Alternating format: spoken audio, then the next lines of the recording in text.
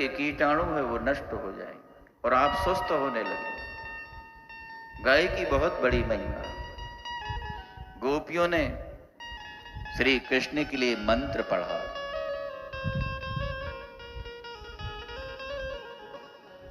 अव्यादजो मणिमास्तव जानवथुरु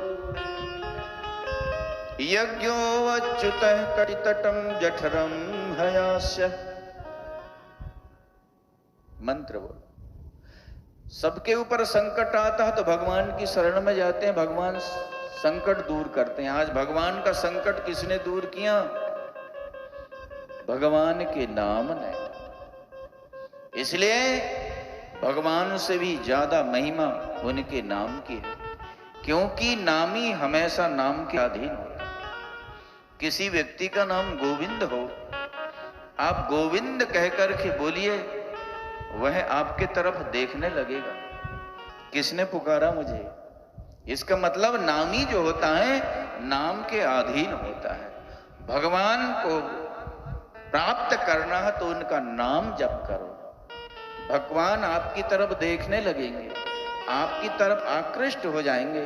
जब साधारण व्यक्ति का नाम हम लेते हैं तो वह व्यक्ति आपकी तरफ आकृष्ट हो जाता है, आ जाता है, देखने लगता है कि किसने बुलाया मुझे।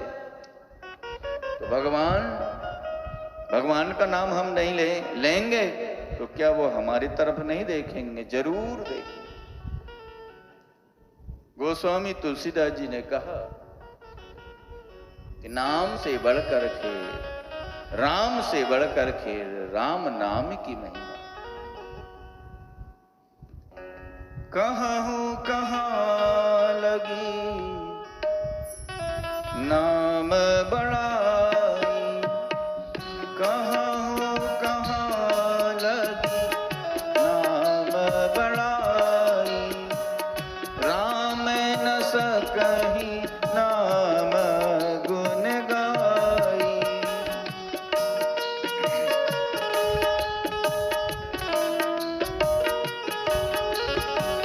कहूं कहां लगी नाम बड़ाई, राम न सकहीं नाम गुण गाई।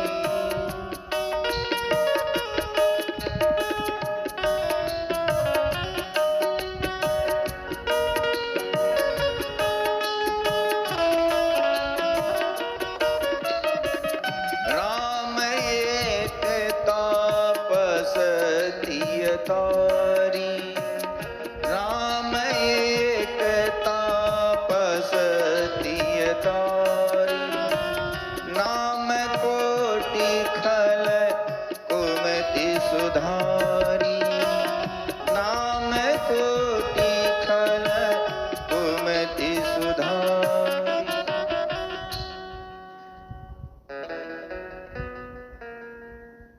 राम से बढ़कर के राम नाम की महिमा, कृष्ण से बढ़कर कृष्ण नाम की महिमा।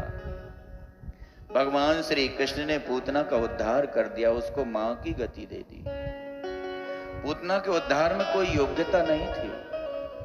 पूतना, उसका नाम पवित्र नहीं था। पूतना, जो पवित्र नहीं हो वही पूतना। पूतना, जिसका कोई पुत्र नहीं है वही पूतना। पूतान पवित्र बालकान नयति थी पूतना, जो पवित्र बालकों को भी उठा ले जाए उसका नाम पूतना। नाम पवित्र नहीं था। चलो, कर्म पवित्र रहे होंगे। लोक बालग्नि, बच्चों को मारना उसका कर्म था, उसका कर्म पवित्र नहीं था। चलो, किसी का नाम पवित्र नहीं हो, कर्म पवित्र नहीं हो, जाति पवित्र रही हो, बोले राक्षसी, राक्षसी जाति की, ठीक है। किसी का नाम पवित्र नहीं, कर्म पवित्र नहीं, जाति पवित्र नहीं, भोजन पवित्र रहा हो, रुधिरासना, रक्तपान करना ही वो उसका भोजन। चलो ठीक है, कुछ ठीक नहीं हो, हृदय की वृत्ति अच्छी हो तो उद्धार हो जाए। सुखदेव जी कहते जिघांसया, हंतुम इच्छया जिघांस्या, श्री कृष्ण को मारने की वृत्ति से आई थी वह, और भगवान श्री कृष्ण ने उसको मां की गति दे दी। ऐसा दयालु संसार में कौन हो सकता है? ये तो भगवान ही हो सकते हैं। गीध जैसे जटायु गिद्धराज को भी भगवान ने गले से लगाया। गीधे आधा मैं खग आमीस भोगी, गीधे आधा मैं खग आमीस भोगी।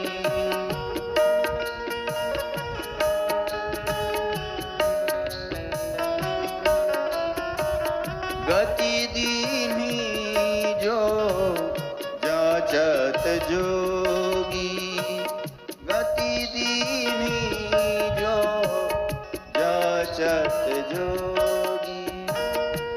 सुनहु माते लोग अभागी, सुनहु माते लोग अभागी। हरि तजी होहि विषय अनुरागी, हरि तजी होहि विषय अनुरागी।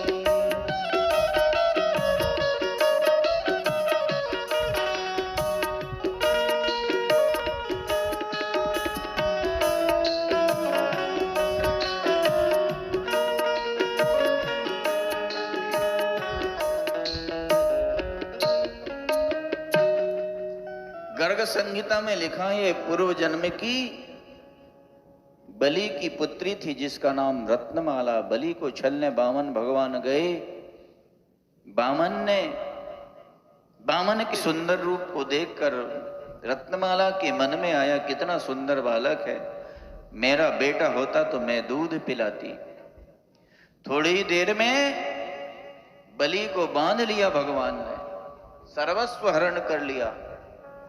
उसके मन में आया कि अरे एक ऐसा दुष्ट बालक है, ऐसे बालक को तो दूध में जहर मिलाकर मार देना चाहिए। श्री कृष्ण ने उसकी दोनों भावना पूरी की, वही रत्नमाला पूतना बनी है। भगवान ने दूध भी पिया और उसका जहर भी पान लिया। दूसरी लीला का वर्णन किया, 3 महीना की लीला। श्री कृष्ण का आज जन्म नक्षत्र था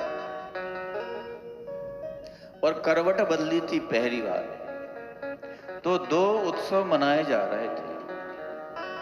हम अपने बच्चों के संस्कार, हमारी संस्कृति में 16 संस्कार होते हैं। जन्मे से लेकर मरण पर्यंत 16 संस्कार होते हैं। नामकरण, अन्नप्राशन, यज्ञोपवीत, विवाह आदि, ये जो संस्कार 16 संस्कार होते हैं। संस्कार करने से जीवों की शुद्धि होती है, इसलिए संस्कार करना चाहिए। आजकल हम लोग संस्कार भूल ही गए। कौन कौन से संस्कार? नाम तक याद नहीं है, कराना तो दूर रहा। संस्कृति को हम भूल गए, इसलिए तो हम धर्म परिवर्तन कर रहे हैं। बड़ी कष्ट की बात होती है कि जब हिंदू लोग अपना सनातन धर्म छोड़ करके क्रिश्चियन धर्म अपना लेते हैं, मुस्लिम धर्म अपना लेते हैं, कितना कष्ट होता है। अपने धर्म को मत छोड़ो। हमारा सनातन धर्म बहुत बड़ा धर्म है, सार्वभौम धर्म है, और सही मायने में सनातन धर्म ही धर्म है। दूसरे धर्म मत पंथ हो सकते हैं, क्योंकि धर्म का अर्थ होता है धारणा, धर्म मिथ्याहु। धर्म का अर्थ होता है जो धारण करता है, धर्म का अर्थ होता है जो स्वभाव है। धर्म ने ही सारे विश्व को धारण कर रखा है, सारी पृथ्वी को धारण कर रखा है। सनातन का मतलब होता है जो नित्य है, जिसका कभी विनाश नहीं होता। जैसे ईश्वर नित्य है, वैसे ही हमारा सनातन धर्म नित्य है। उसकी कोई सीमा नहीं है कि इतने दिन से ही सनातन धर्म शुरू हुआ, और धर्मों की कुछ सीमा है, पर हमारा सनातन धर्म नित्य है, ईश्वर की तरह। इसलिए अपने धर्म को पहचानो। हम अपने ग्रंथों से दूर जा रहे हैं, सदग्रंथों से दूर जा रहे हैं। रामायण को नहीं पढ़ते हैं, भागवत को नहीं सुनते हैं, गीता को नहीं पढ़ते हैं, इसलिए अपने धर्म को कैसे जानेंगे? हम अधिक से अधिक समय व्यर्थ गंवा देते हैं, घंटों घंटों। और वर्तमान में बच्चे लोग अधिक से अधिक समय उनका मोबाइल में व्यतीत हो रहा। बिना मोबाइल के तो नींद नहीं आती, मोबाइल इधर उधर चला गया खोजने लगते। मोबाइल का उपयोग करो अपनी आवश्यकता पूर्ति के लिए। पढ़ाई को बर्बाद करके, समय को बर्बाद करके मोबाइल का उपयोग करना यह बुद्धिमानी नहीं है। मोबाइल तो वह है जो आप मांगोगे वह मिलेगा।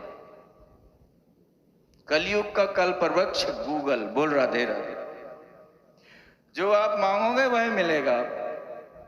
पर यह है कि हमारे ऊपर डिफेंस करता है कि हम उसका किस तरह से प्रयोग करें।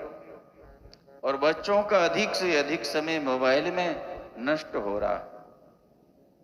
इसलिए सावधान रहिए। ये मोबाइल जो है आपको बना भी सकता है, बिगाड़ भी सकता है। विद्यार्थियों को विद्या की चीज उसमें देखना चाहिए, अपनी भलाई की चीज, अच्छी वस्तु उसमें देखना चाहिए। तो हम कह रहे थे अपने धर्म को मत छोड़ो। कोई कितना ही लोभ दिखाए, कोई कितना ही भय दिखाए, अपने धर्म को मत छोड़ो। हमारा सनातन धर्म महान धर्म है। अपने संस्कारों को समझो, संस्कारों को जानो।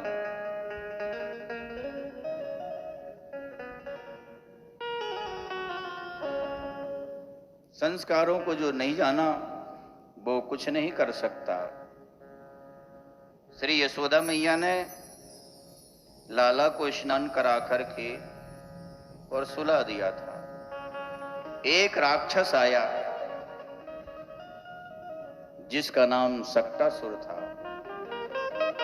और छकड़े के ऊपर बैठ गया। मैं इतना वजन बढ़ाऊंगा, कृष्ण को चकनाचूर कर दूंगा। और भगवान को भूख लगी, दुलत्ती चलाई, छकड़ा गिर गया, उसके ऊपर जो राक्षस बैठा था उसकी मृत्यु हो गई। बोल बाल कृष्ण भगवान की। ये पूर्व जन्म का हिरण्याक्ष का पुत्र जिसका नाम उत्कच था, लोमस ऋषि के आश्रम में गया और वृक्षों को गिरा दिया। लोमस ऋषि ने श्राप दे दिया कि मूर्ख, इन वृक्षों को मैंने पुत्र की तरह पाला है, मैं श्राप देता हूं तो शरीर रहित हो जा। इस कथा से हमको शिक्षा मिलती है कि वृक्षों को मत काटो, वृक्षारोपण करो, अधिक से अधिक वृक्ष लगाओ। एक फलदार वृक्ष लगाने से एक सत्पुत्र उत्पन्न करने का पुण्य प्राप्त होता है। वृक्षारोपण करने से बहुत पुण्य होता है, इसलिए वृक्षारोपण करिए, वृक्ष लगाइए। मानसून अच्छा होगा, वर्षा अच्छी होगी, अन्न पैदा होगा, हम अन्न खाकर जीवित रहेंगे, हमको ऑक्सीजन मिलेगा, जीवनी शक्ति मिलेगी। कुछ दिन पहले ऑक्सीजन की कितनी मारे चल रही थी। 1-1 लाख में भी ऑक्सीजन का सिलेंडर नहीं मिल रहा था। कोरोना जब चला था, तो इन वृक्षों से हमको जीवनी शक्ति मिलती है। वृक्षारोपण करिए। उसने प्रार्थना किया, श्री कृष्ण के चरण स्पर्श से तेरी मुक्ति होगी। भगवान की तीसरी लीला, श्री कृष्ण को गोद में बिठाकर यशोदा मैया खिला रही थी। ऊपर ऊपर कह रही थी। ये ऊपर ऊपर क्यों कर रहे थे? गोपियों का मकान देखना, क्योंकि आगे चल कर के माखन चोरी करना। इसलिए एक राक्षस आया तृणावर्त, और श्री कृष्ण को उठाने लगा। भगवान ने वजन बढ़ा लिया। यशोदा मैया ने जमीन में रखकर घर के काम में लग गई। श्री कृष्ण को उठाया और आकाश में उड़ा ले गया। जब वह तृणावर्त आया तो गोकुल रज और तम से आवृत हो गई। ये तृणावर्त काम का वेग आध्यात्मिक स्वरूप में। गोकुल, गो कहते हैं इंद्रियों को, कुल कहते हैं समूह को। गोकुल मतलब इंद्रियों समूह। इंद्रियों में जब काम आता है तो रज और तम से इंद्रियां आवृत हो जाती है। भगवान उस काम रूपी तृणावर्त को मार करके भक्तों की रक्षा करते हैं, गोकुल की रक्षा करते हैं। क्या भगवान ने मारा? नहीं नहीं। हिंस्रः स्वपापेन विहिंसितः खलः साधु समत्वेन भयात् विमुच्यते। पापी को कोई मारता नहीं है, वह पाप से ही मर जाता। और साधु अपने पुण्य से, संकट से बच जाता। भगवान श्री कृष्ण की याद बड़ी मधुर है।